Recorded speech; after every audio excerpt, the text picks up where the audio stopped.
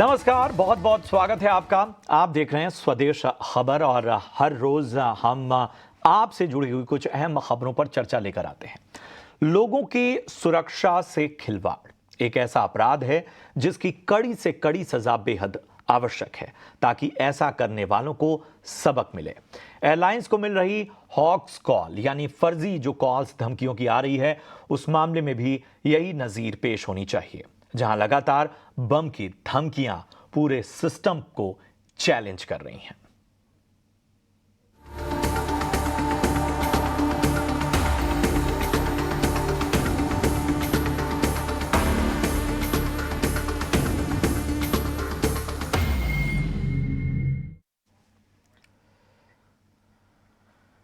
जी हां, 4 दिन में 20 विमानों को बॉम्ब से उड़ाने की धमकियां। पिछले कुछ दिन हवाई सेवा देने वाली लीडिंग कंपनियों के लिए ये किसी बुरे सपने जैसी रही हैं। हालांकि गनीमत ये रही कि ये सारी की सारी धमकियां फर्जी निकली। अब नागरिक उड्डयन मंत्रालय इस पूरे मामले की जांच में जुटा हुआ है। एक मैकेनिज्म बनाने की बात की जा रही है ताकि भविष्य में ऐसी घटनाएं ना हो। ना धमकियों से सिर्फ एक पैनिक क्रिएट होता है, बल्कि महंगी हवाई सेवाएं हैं उनको भी नुकसान पहुंचता है। अकेले 15 अक्टूबर की अगर हम बात करें तो 7 फ्लाइट्स में बम होने की धमकियां एक दिन में मिली थीं। इन फ्लाइट्स में एयर इंडिया एक्सप्रेस का दिल्ली से शिकागो जाने वाला विमान तक शामिल था। उसे कनाडा डाइवर्ट कर इकालुइट एयरपोर्ट पर उतारा गया।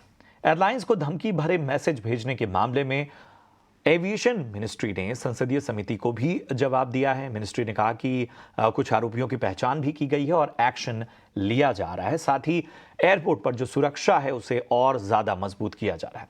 साथ ही और ज्यादा जानकारी इकट्ठा करने की कोशिश की जा रही है और ऐसे कई मामलों पर कदम उठाए जा रहे हैं।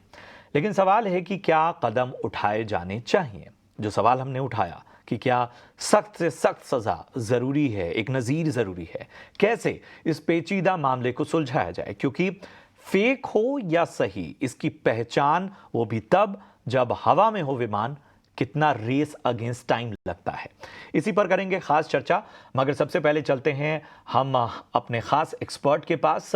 हमारे साथ आज की चर्चा में बेहद खास मेहमान जुड़ रहे हैं। हमारे साथ जाने माने aviation expert captain Sanjay Karve साहब जुड़ रहे हैं। कैप्टन संजय, बहुत बहुत स्वागत, समय देने का बहुत बहुत शुक्रिया। मेरे ख्याल से ये सारी खबरें एक तरह से, चूंकि आप इस सेक्टर से इस तरह से जुड़े हुए रहे हैं और बहुत करीब से हर स्थिति को देखा है आपने, एक चिंता में डालती हैं। लेकिन जो एक लाजमी सा सवाल उठता है वो ये है कि ऐसे वक्त में फर्जी और सही की पहचान, जहां पर रेस अगेंस्ट टाइम हो, हवा में विमान हो, बड़ा चुनौतीपूर्ण है कोई भी मैकेनिज्म बना पाना, किसी भी एक ऐसे सिस्टम को डेवलप कर पाना जो शायद एकदम कॉन्क्रीटली इसे टैकल करे। किस तरह के चैलेंजेस हैं और क्या किया जाना चाहिए?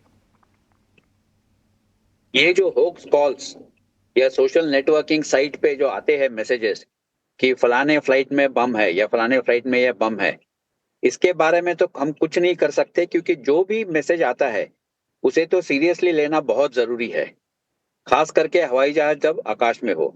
मेरा मानना यह है कि अभी 2 बच्चों को या 2 लड़कों को पकड़ा गया है।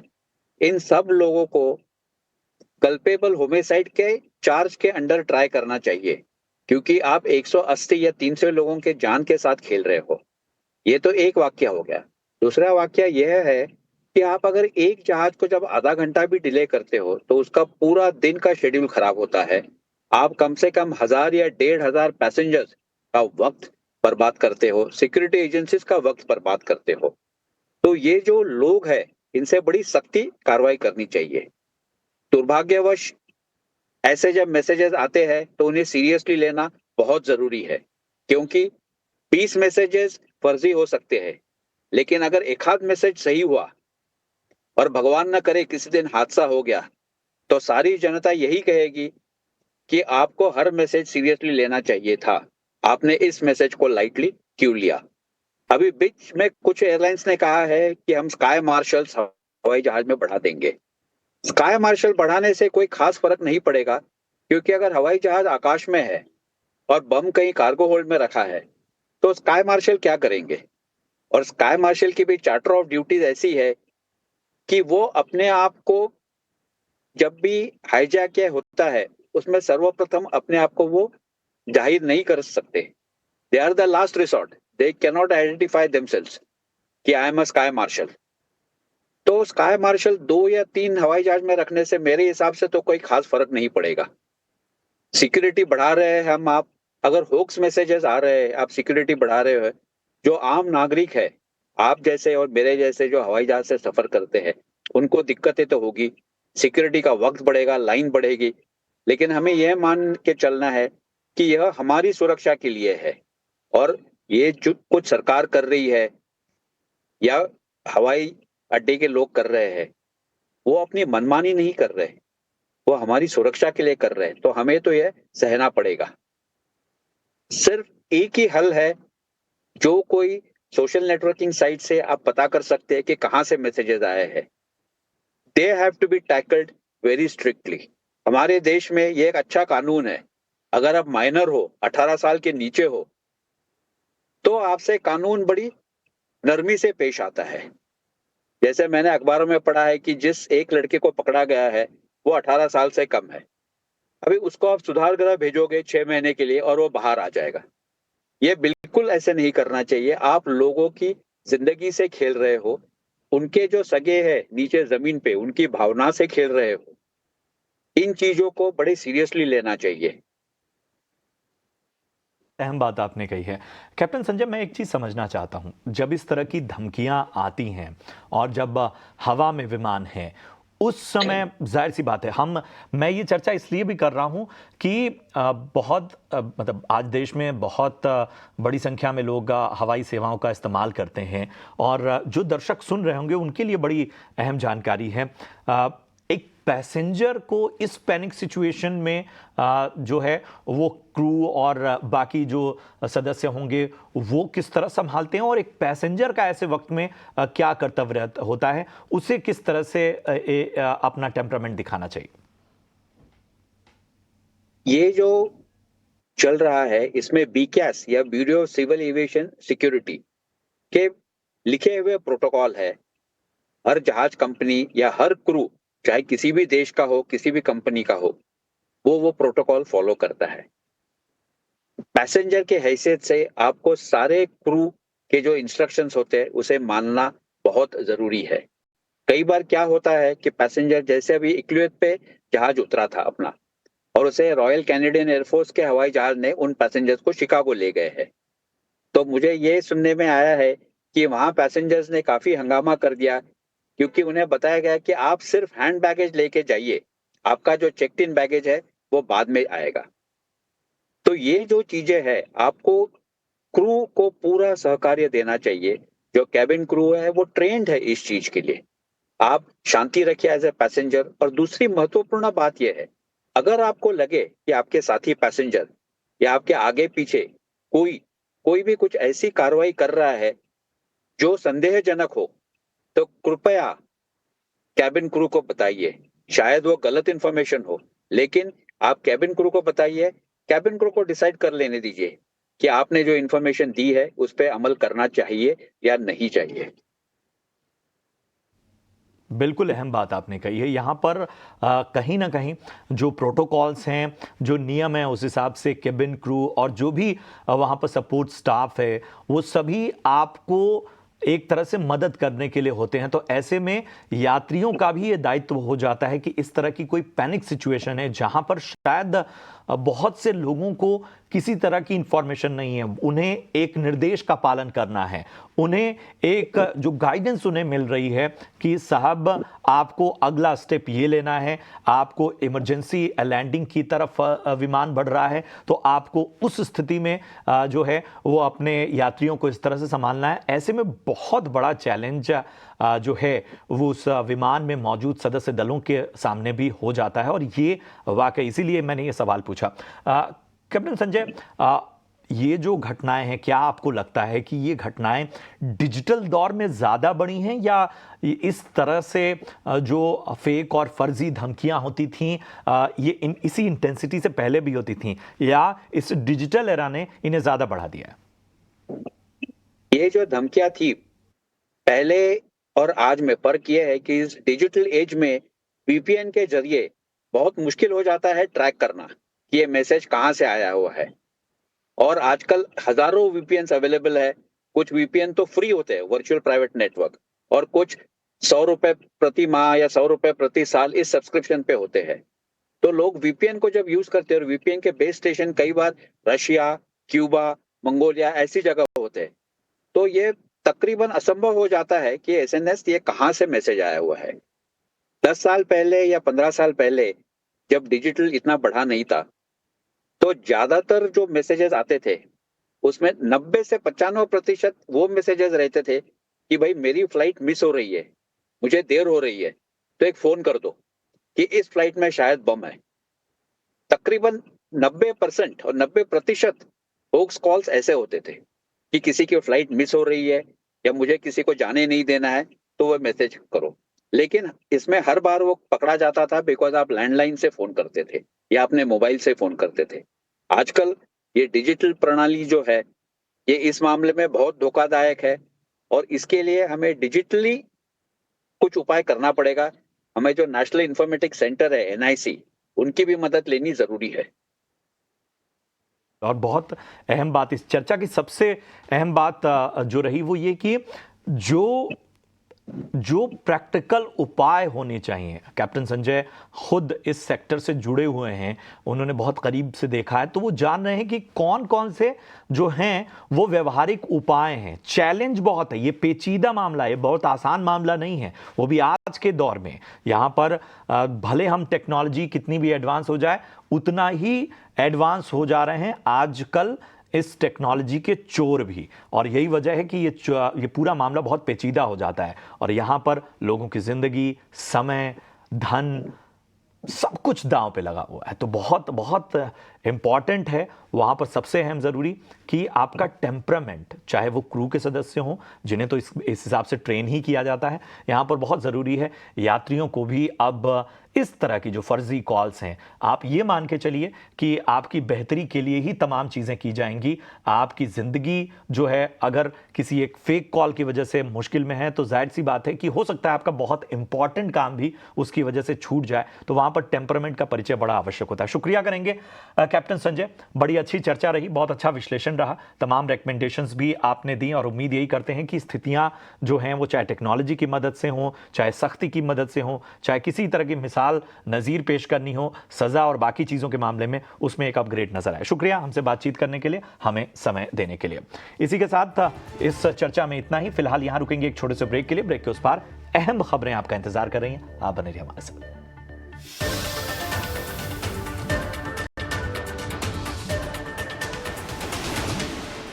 स्वागत है आपका ब्रेक के बाद, और चलिए बढ़ते हैं कुछ और अहम खबरों की ओर। बात बाजार की। बाजार में लगातार तीसरे दिन गिरावट रही। निफ्टी 220 अंक टूटा, और 8 अक्टूबर के बाद पहली बार निफ्टी 24,800 के नीचे फिसला। बैंक निफ्टी में करीब 500 अंकों से ज्यादा की कमजोरी देखी गई। दिन भर के बाजार का पूरा एक्शन बता रहे हैं अंश भीलवाड़। तो पूरे बाजार में हमें काफ़ी स्ट्रॉन्ग बिकवाली नजर आई। निफ्टी ने एक हफ्ते का निचले स्तर छुआ, और ये तीसरा सेशन है जब हमें लगातार बिकवाली नजर आई। लेकिन अगर चार्ट पे देखा जाए तो निफ्टी अपने सितंबर अक्टूबर लोज के थोड़ा ऊपर ही हमें नजर आया है। जो इसका लेवल है 24,650-700 का, वो काफ़ी अच्छे से सपोर्ट की तरह एक्ट करता हुआ नजर आ रहा है, और आने वाले सेशन में भी आ सकता है। जब तक ये नहीं टूटता तब तक एक होप रख सकते हैं बाजार में। अब अगर दूसरे ब्रॉड इंडिसेस की बात करें तो दोनों ही मिड कैप स्मॉल कैप भी लाल निशान में बंद हुए। स्मॉल कैप की स्पेशली बात करें तो 7 सेशन से कंटिन्यूस इसमें खरीदारी हो रही थी, और अब जाके लाल निशान में बंद हुआ। तो कहीं ना कहीं थोड़ा सा शॉर्ट टर्म पुल बैक शायद इसमें नजर आ सकता है। अब अगर सेक्टोरल इंडिसेस की बात की जाए तो निफ्टी आईटी इकलौता ऐसा मेजर सेक्टोरल इंडेक्स था जो हरे निशान में बंद हुआ। इसके टॉप गेनर्स में हमें ओबरॉय रियल्टी और डीएलएफ नजर आते हैं। अब अगर सेक्टर लूजर्स की बात की जाए तो Nifty realty, Nifty auto top sector losers के तौर पे नजर आते हैं आज के बाजार में। रियल्टी की बात करें तो 3 सेशन से लगातार खरीदारी के बाद जाकर बिकवाली हुई, और आज की जो बिकवाली थी वो पिछले 10 दिन की सबसे बड़ी बिकवाली भी थी। एफएमसीजी इंडेक्स की बात करें तो एफएमसीजी ने भी 2 महीने का निचले स्तर छुआ। दूसरा सेशन था लगातार बिकवाली का।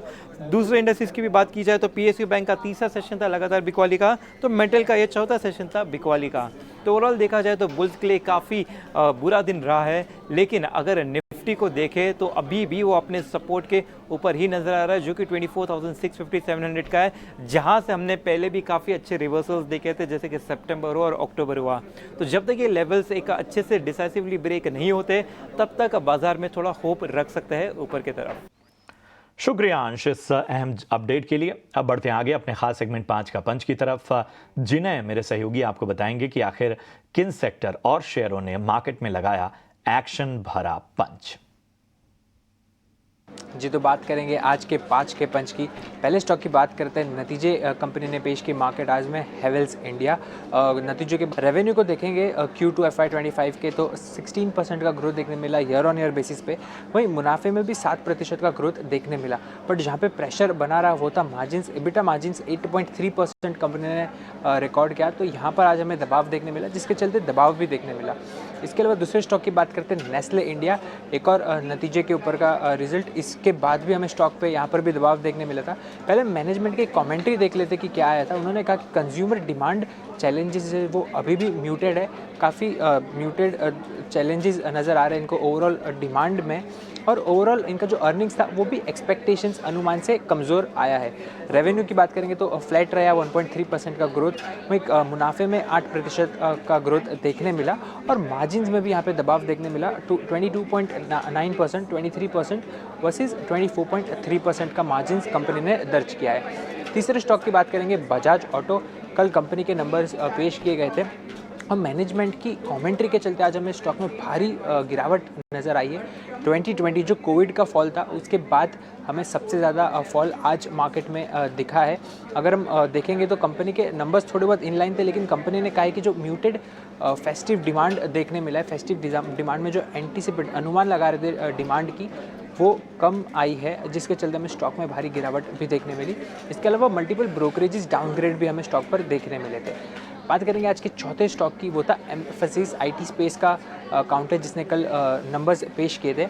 अगर हम देखेंगे तो आज नंबर्स के पेश पे अप मूव हमें देखने मिला, स्टॉक में काफ़ी अच्छा अप मूव देखने मिला। रेवेन्यू की बात करेंगे तो 3% का ग्रोथ देखने मिला है क्वार्टर ऑन क्वार्टर बेसिस पे।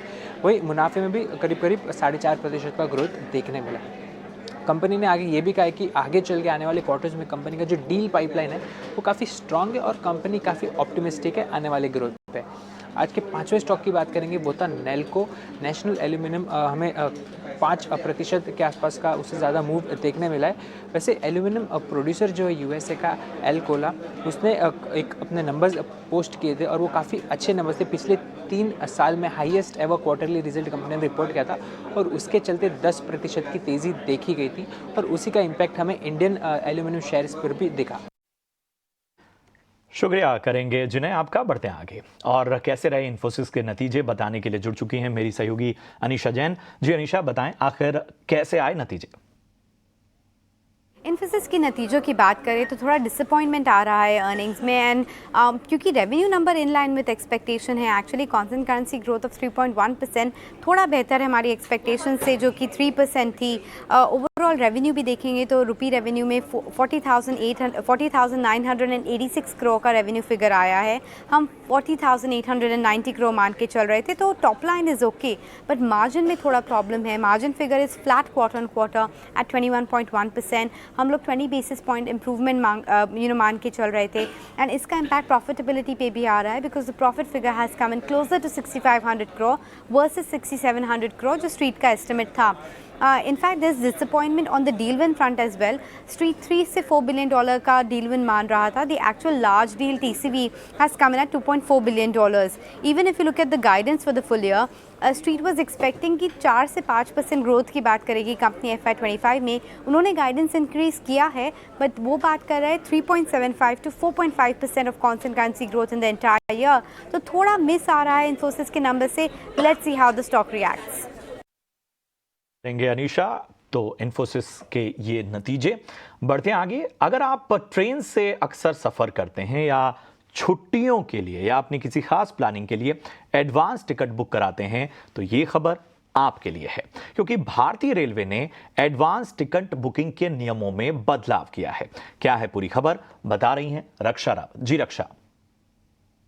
रेलवे की तरफ से आज एक नोटिफिकेशन जारी किया गया जिसमें एडवांस टिकट जो बुक की जाती है उसके नियमों में जो है वो बदलाव किए गए हैं और एडवांस बुकिंग की जो लिमिट है वो अब 120 से घटाकर 60 दिन कर दी गई है। ध्यान रहे ये नियम जो है वो 1 नवंबर से लागू होंगे, यानी 1 नवंबर से आप 60 दिन पहले ही अपनी एडवांस टिकट जो है वो बुक कर पाएंगे। 31 अक्टूबर तक जो भी टिकटें बुक कर दी गई हैं उनमें इसका कोई भी असर देखने को नहीं मिलेगा, यानी उनमें नियमों का कोई भी बदलाव नहीं किया गया है। ध्यान रहे जो यात्रा वाला दिन है वो भी इन्हीं 60 दिन में शामिल होगा, यानी यात्रा से ठीक 60 दिन पहले आप अपनी एडवांस टिकट जो है वो बुक कर सकते हैं। कुछ स्पेशल ट्रेनें हैं जैसे कि ताज एक्सप्रेस और गोमती एक्सप्रेस जो कि कुछ समय के अंतराल से चलती हैं, उसमें जो है वो कोई भी बदलाव नहीं किया गया है और जो विदेशी पर्यटक हैं उनकी जो अवधि है उसमें भी कोई बदलाव नहीं किया गया है। उनकी जो समय सीमा है वो अभी भी 365 दिन ही है। लास्टली 2015 में जो है वो ये नियमों में बदलाव किया गया था और समय सीमा को 60 से बढ़ाकर 120 दिन कर दिया गया था, लेकिन अब फिर रेलवे ने इसकी समय सीमा को घटाकर 60 दिन कर दिया है। शुक्रिया करेंगे रक्षा इस अहम जानकारी के लिए। तो अब एडवांस में 120 नहीं 60 दिन पहले आप टिकट बुक करा सकते हैं। चलिए इसी के साथ इस बुलेटिन में इतना ही, दीजिए इजाजत। आप देखते रहिए ET Now स्वदेश। नमस्कार।